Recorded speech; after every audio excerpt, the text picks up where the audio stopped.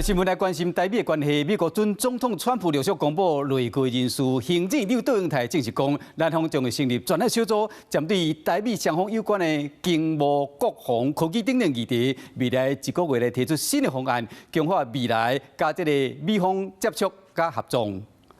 国安全中心下一世代国安领袖计划。总统赖清德特别接见由前美军印太司令阿基里诺带团新美国安全中心后一世代国安领袖计划访问团。第4的时阵讲到台美关系对印太地区影响，更加希望和川普政府密切合作。台湾将持续与美国在各领域深化伙伴关系，进行各项合作。美国大选结束，行政院嘛将要成立专案小组。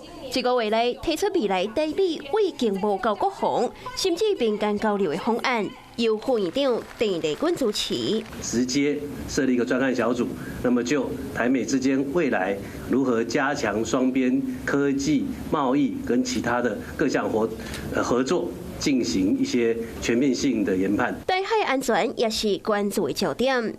最近外国媒体报道，台湾有意思要甲美国买4800亿的军事武器，是讲包括新盾军舰和 F-35军购的清单，已经和国防部长顾立雄讨论。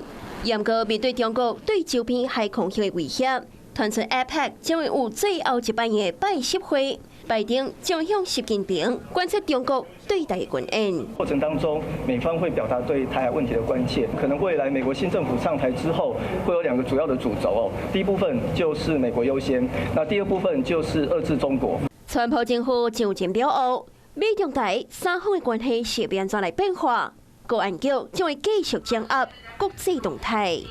Hello， 我是林明瑞。想要抢先掌握最及时的新闻资讯吗？赶快订阅、按赞、开启小铃铛，锁定我们华视新闻的 YouTube 频道。